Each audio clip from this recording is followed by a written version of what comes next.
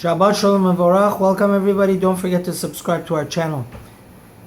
This week's Parsha is Parshat Devarim. And I want to dedicate today's shiur for the complete recovery of my dear father, Shlomo ben Pari. Please keep him in your prayers. Always this week's Parsha falls right before Tisha B'Av, the worst day in Jewish history. Why? Why does always we have to read Devarim right before Tisha B'Av on Haftarah of Chazon?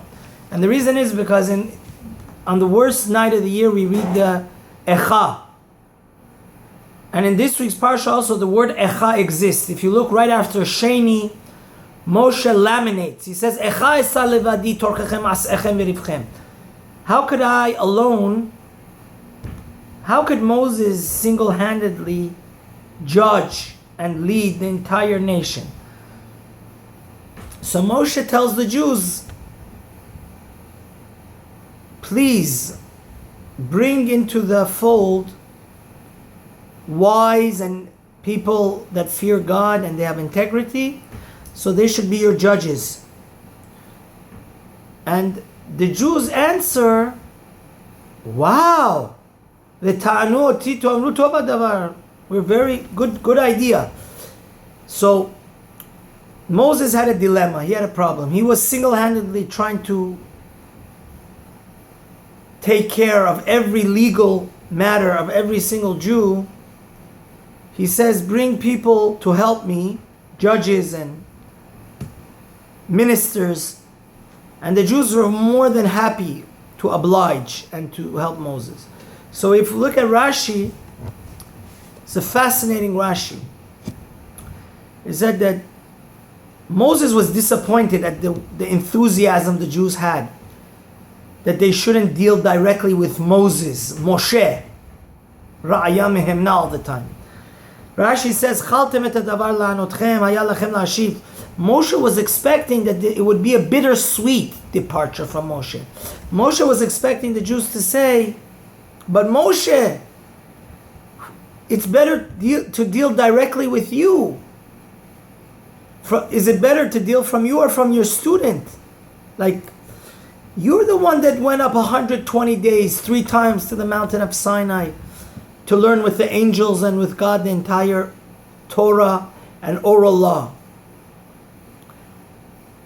But why were the Jews so happy? It was Tov. The Jews were very happy when they heard of the idea that Moshe is going to delegate his duties to other judges of a lower spiritual and wisdom, because it says they knew Moses was perfect, was uncorruptible, was 100% integrity. But the Jews said, oh, if we bring some low-level judges, we can bribe them and take advantage of the system. And this Rav Yaakov Kamenetsky, based on the Gra, is a deep meaning. Echa is no coincidence that Moshe Rabbeinu says, how could I do this leadership all by myself? And the Jews are very happy that Moses, they won't have to deal with him directly. Because know this, no temple can be destroyed unless our inner temple is destroyed. The temple of God that was burnt on the day of Tisha B'Av is a reflection and symbol of what's going on inside of us. The roots of destruction, the seeds of destruction were planted when the Jews were happy, because they said, Moshe we can't corrupt, Moshe we can't bribe, but other people we can. And this is the problem.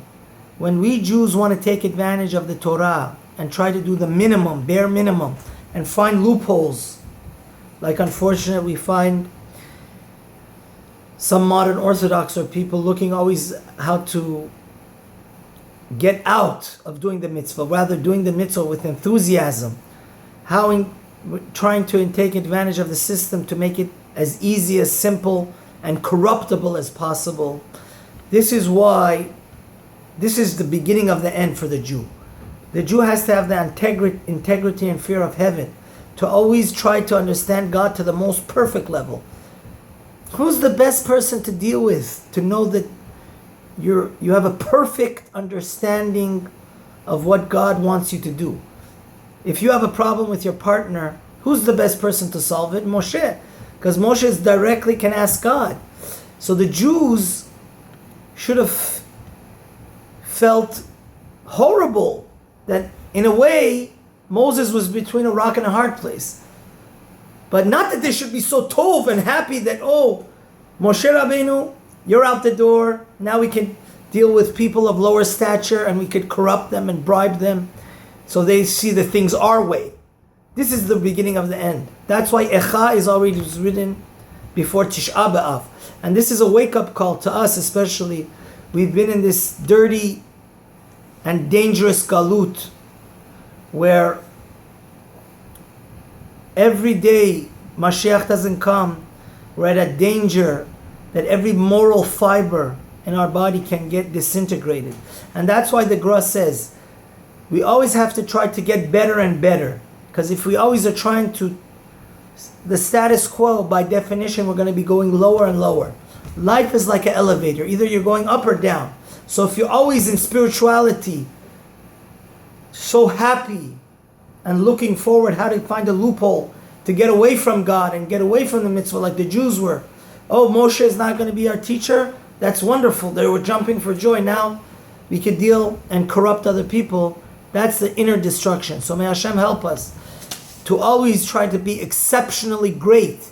Be the best we could be.